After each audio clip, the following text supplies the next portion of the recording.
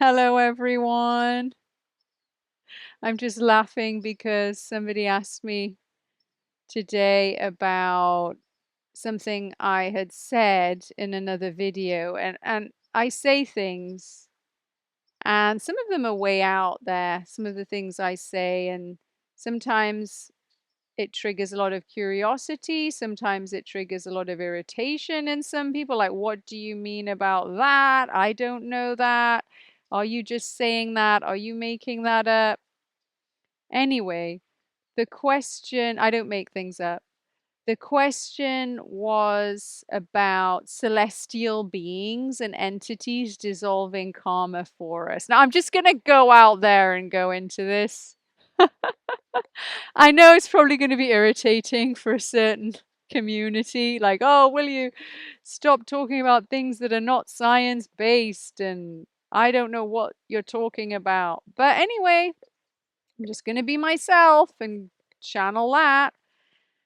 So, when I talk about celestial entities and celestial beings, I'm not just making it up. Um, this comes from direct experience. This is not something I've read in books.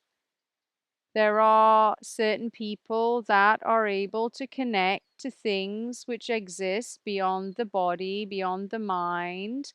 And I don't fully understand it myself because sometimes I make contact with these celestial things and they don't explain themselves either.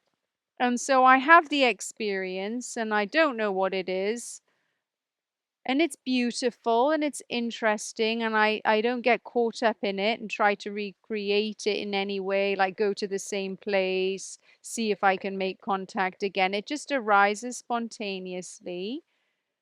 And I think that these celestial things come in to show us that there are dimensions beyond the body, beyond the mind, beyond what we perceive, beyond the five senses. And they're just there to say, hey, other things exist. And they can also act as mechanisms to keep you on your spiritual path. But they can also come in to dissolve things that you are having difficulty dissolving. They're very altruistic. They can come into your life when you're suffering. I know when I was suffering, I also had some celestial experiences, and it was really helpful for me because I didn't feel so alone in having to dissolve it myself. And I realized, wow, there's a lot of cosmic help out there. And it's not like they choose specific people to help. They're always helping at all times, everybody, and they're connected to everybody and they want to uplift. And so if you're open to receiving, then you might be sensitive to what's going on, but you don't really need to be sensitive to going on. And the question that was asked was around karma, and karma is just action and reaction. And the person asked about, do they help us dissolve our karma? Yes, of course. They're always dissolving things that we can't dissolve ourselves. They're always present in celebratory environments. They love it when we come together in peaceful situations or in party situations or in births or in marriages. They love it. And they can make contact. They do come sometimes in miraculous ways through messages, through lights, through visions, through smells, through sensations, through huge openings in the heart space, through dreams sometimes that become very vivid, and dreams that then switch and transition into other realms if you're lucid dreaming. There's many ways that they make contact when you're relaxed, when you're in nature, when you're still in meditation. It's endless possibilities, and it's different for different people.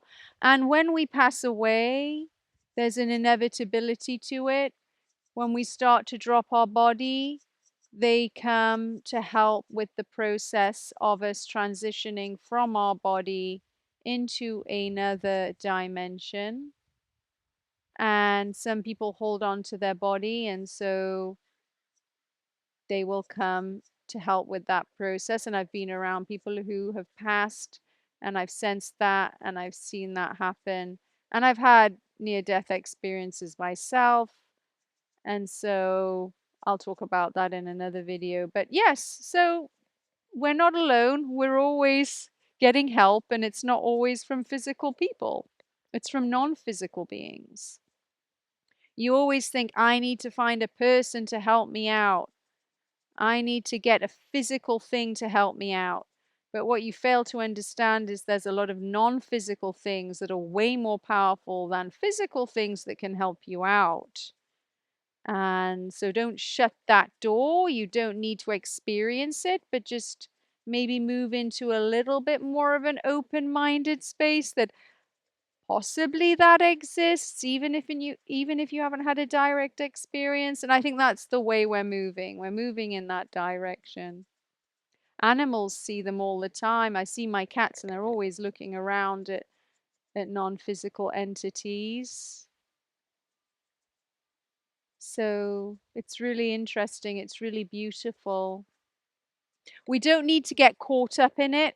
We don't need to mood make. We don't need to chant and wave around incense and sit cross-legged in uncomfortable positions, or be delusional and try to imagine it. It's not imaginary, it's not mental. It's just a spontaneous thing that arises sometimes for certain people.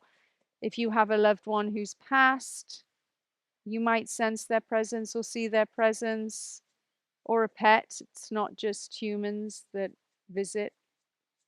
So that can bring a lot of relief to people, to know that even if they don't have physical support, that they have non-physical support, especially the elderly that maybe have lost all of their family and are coming close to dropping their body and feeling alone. They come in and they know that they're not alone, and that's really, really beautiful. So we're never alone. Never alone. Let me see if I can channel anything else on this subject.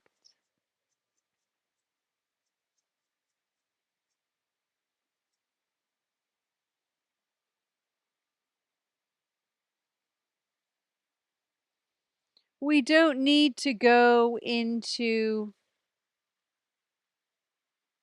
imagining or wishing for celestial experiences or connection with other beings. That can be a distraction. We can connect to celestial activity without having a direct experience of knowing that it's happening, just by going into nature, just by being with the rocks, being with the water sources, being with the trees, being with our animals, because inside and outside of those things is a lot of stuff that is unseen. Let me put it that way. So just by going into those spaces, spending time with things that are not human, you pick up on a vibration, you absorb the stillness that's within them, and on a subtle level, you will feel peace.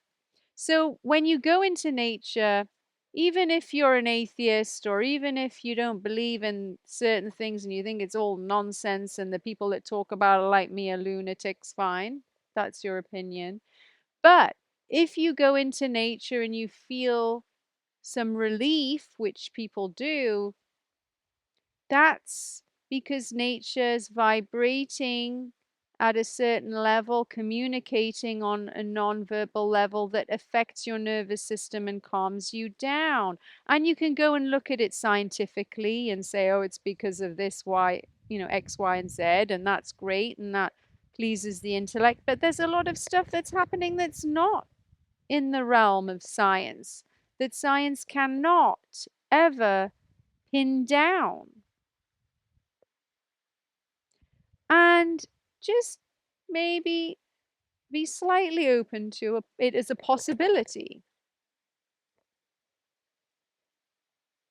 or not. When you drop your body, you'll realize it. You don't have to realize it now. I'm not pushing anybody to realize things they don't want to realize. And I understand it. We want to, things to be seen and heard and solid things. That's understandable. But let me pray for us, no matter what we believe, to feel relief, to feel less alone, to feel connected, and to know that we are loved. And may we all have compassion and respect for one another, no matter what we believe or what the person says to us. May we respect all beings and live in harmony and peace together.